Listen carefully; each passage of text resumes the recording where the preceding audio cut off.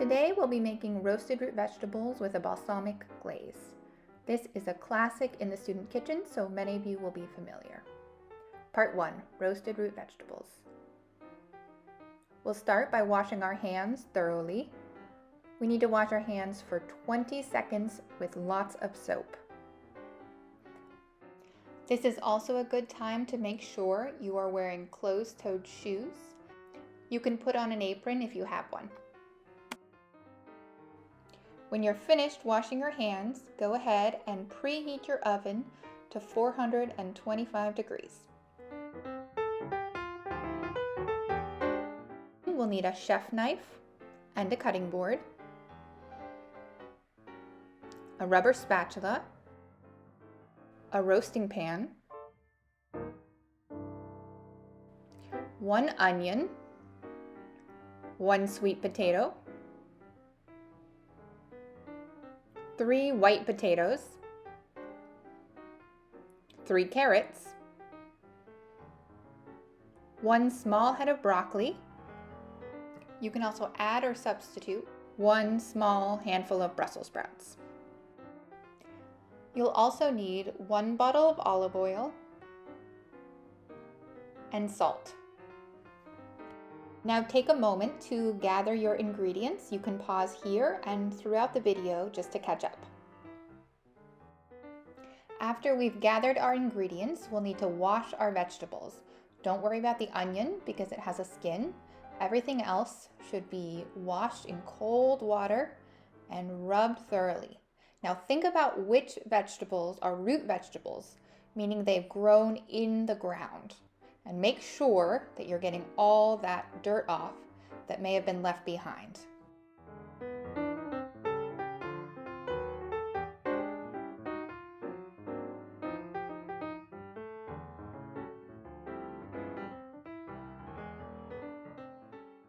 Hold your knife in the hand that you write with. Now it's important to remember that you only get cut if your other hand is underneath your knife. So we want to make sure that our fingers are always out of the way in a claw shape. To cut an onion, we need to identify the top and the bottom with the roots. That's also the area that makes you cry. So hold your onion in a claw, cut off the top, and look at those rings. Now we put those rings down, or the flat side down, and cut through the middle. Put your knife at the top of your cutting board when you're not using it so it doesn't fall on the ground.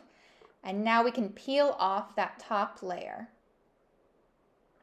Make sure your onion skins are off of your cutting board and you have a nice clean surface to work with.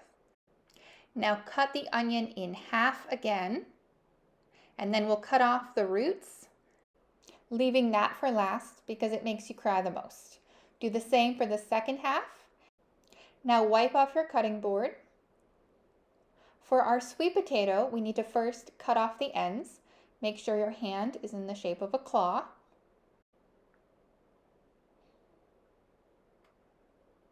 You always want to find the most stable or flat part of whatever you're cutting. Now we'll cut it into rounds.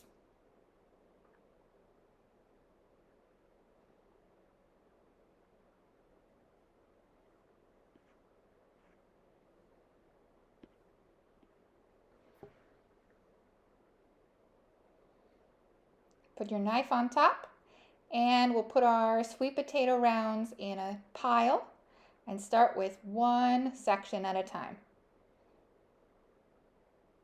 We want nice even cubes so you can cut it in a few different ways.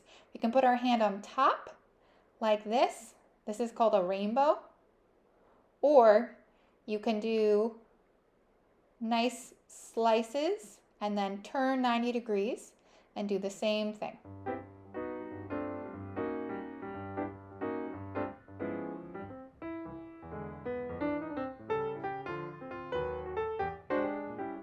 When we're done, we'll put all of our sweet potato cubes and our onion onto our baking tray. For potatoes, we do the exact same thing as sweet potatoes.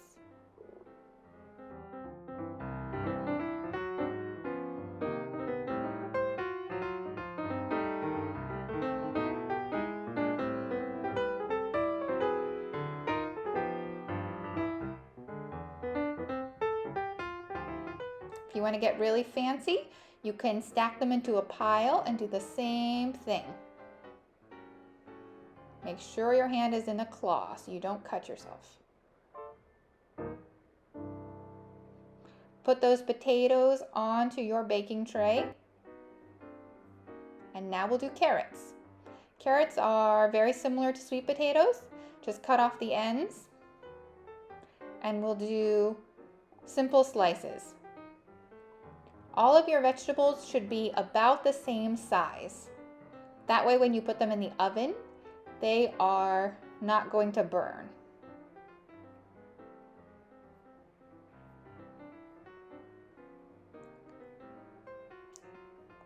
Put your carrots on your baking tray.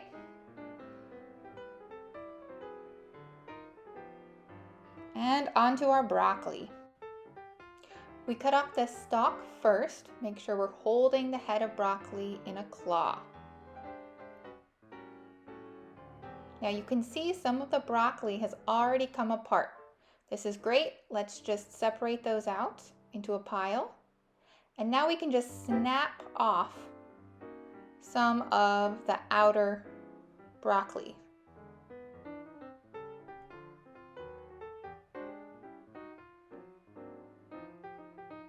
When you can't snap off anymore, just cut off a little more of the stalk and cut some of those broccoli florets into smaller pieces. You don't have to cut all the way through. You can just cut the stalk and separate with your fingers.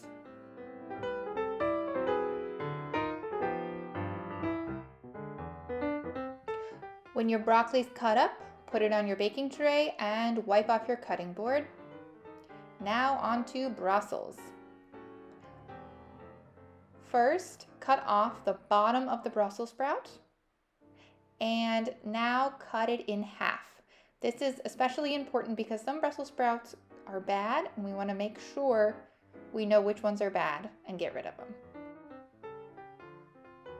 When you're done, put your Brussels sprouts on your tray. Now we need to add our olive oil and our salt. You can measure out 3 tablespoons of olive oil or you can just freehand it. Don't be afraid to add too much. We want to make sure the vegetables don't stick. For our salt, you can also measure out a teaspoon of salt in your hand first, or you can also just freehand that.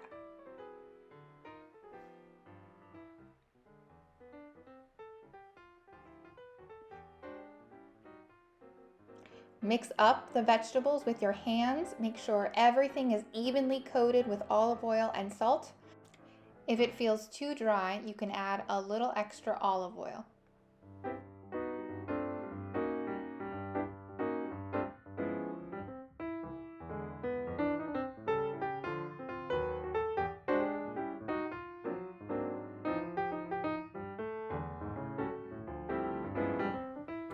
Put on oven mitts and place your tray in the oven. You can ask an adult for help with this step. Set your timer for 15 minutes and we'll move on to balsamic glaze. You'll need a pot,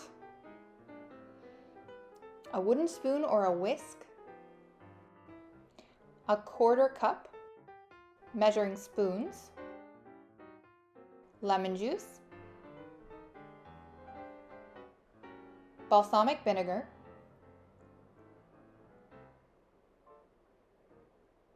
mustard, make sure it's not sweetened, honey, and a garlic clove if you want to use one. We'll start by pouring in our 1/4 cup of water, then our 1/4 cup of balsamic vinegar. We need another 1/4 cup of olive oil. And now for our honey, we need 2 tablespoons, which is also the same thing as 1/8 of a cup. So you can measure out 2 tablespoons or fill up your 1/4 cup halfway, which is the same as 1/8 of a cup. Now we need 2 teaspoons of mustard. Make sure you get all that mustard out.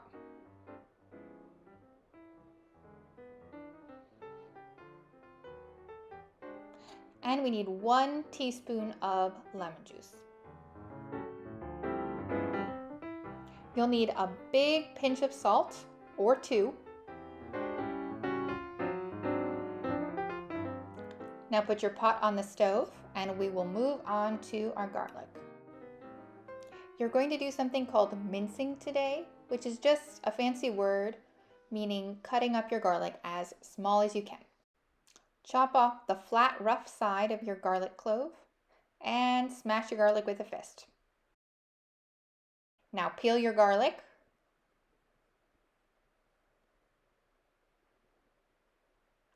Now using a claw, we'll cut thin slices. Wipe everything into a pile and now put your other hand flat on top of the knife so the point always stays down. Work back and forth, up and down. Wipe into a pile and back and forth again. Make sure you're always wiping down. This will take a while, so be patient.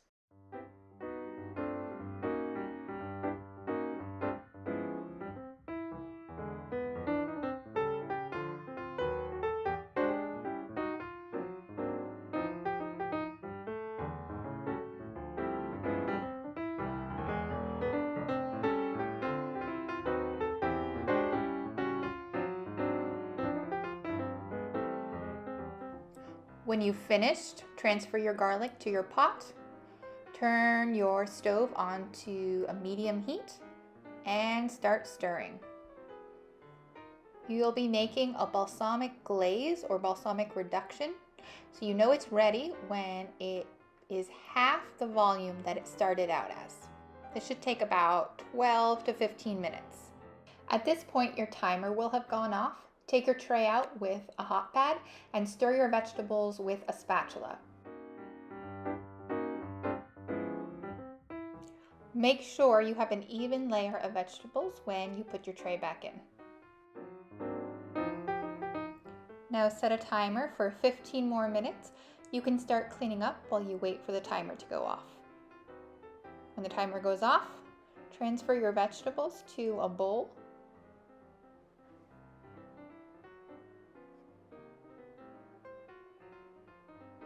Take your glaze off the stove and pour some of it onto your vegetables. You may not need all of your glaze, maybe even just half, but you can always add more. That's it. Enjoy, and don't forget to clean up.